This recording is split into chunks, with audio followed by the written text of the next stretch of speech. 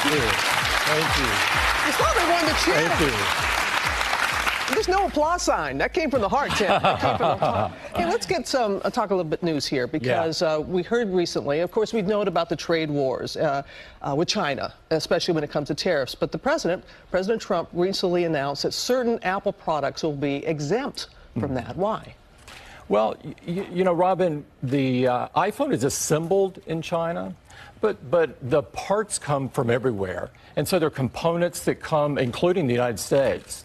You know, the glass comes from Kentucky. There are chips that come from the U.S. And, of course, the research and development is all done in the United States.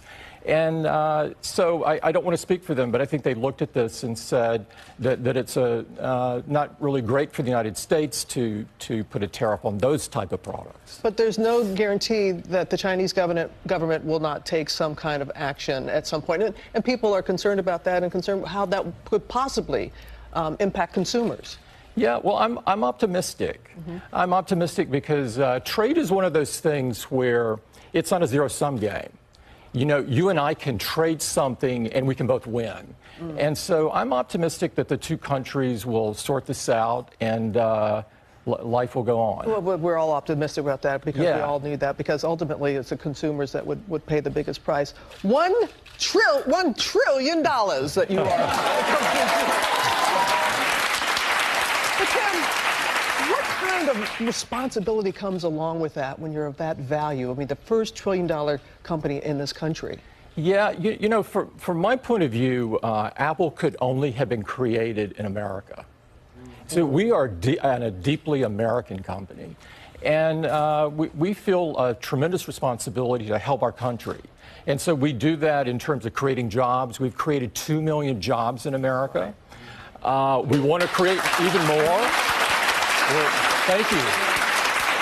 We're investing $350 billion in the country over the next 5 years. Wow. And we're starting up facilities in a number of different places.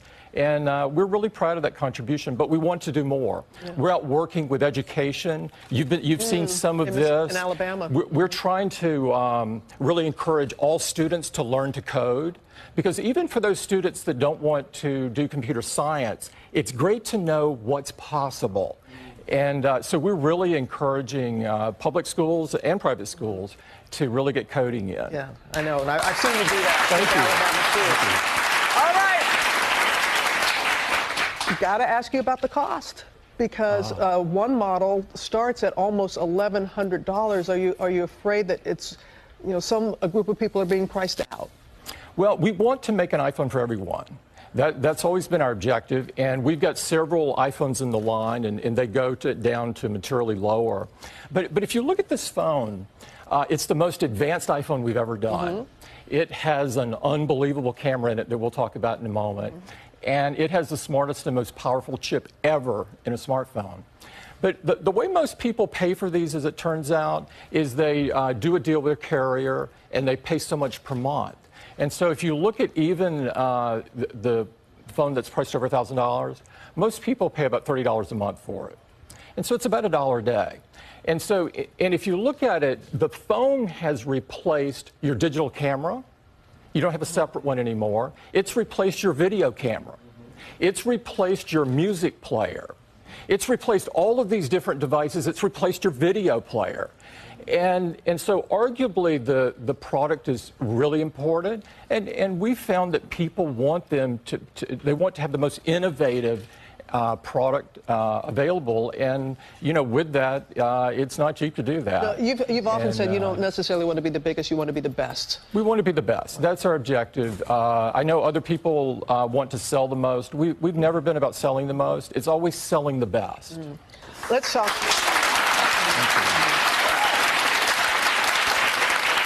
Something that I normally have on, but not on the air, the Apple Watch. Yeah. There have been some really advances with that, especially when dealing with the heart. The electrocardiogram reading that it's able to do.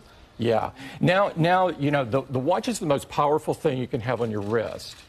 And so we were getting notes from many customers over the years with our previous watches that they found they had a heart problem.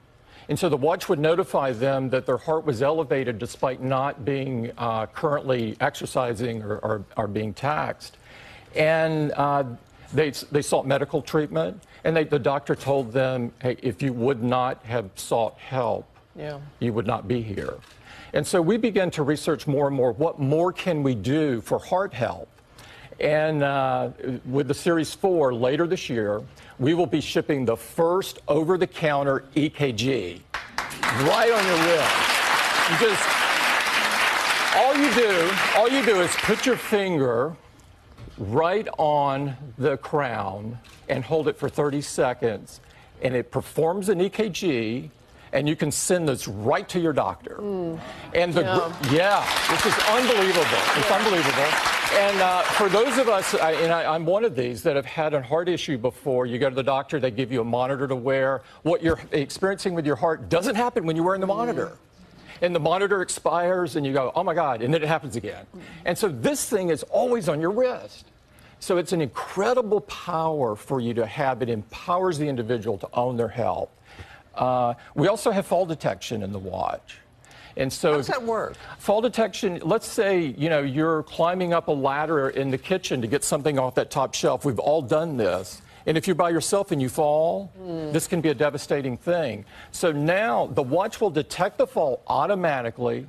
And if you do not respond within 1 minute, it will call 911 automatically. It will call 911. It will call 911. All right. Yeah.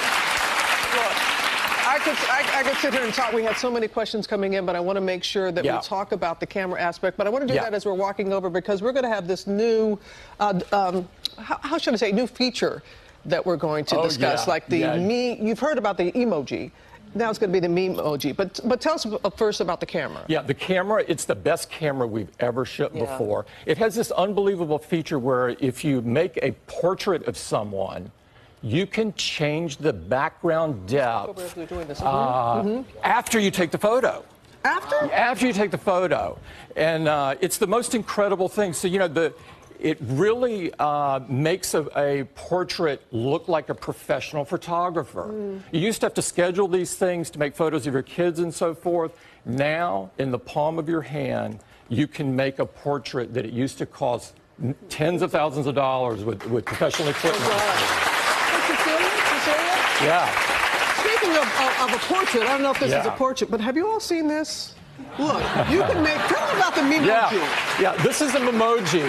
And because the chip in the phone is so powerful, it's looking at 50 different facial muscles, and it's performing exactly on a real-time basis what Robin is doing right now. It's unbelievable. I know. Let's put you up here. So there.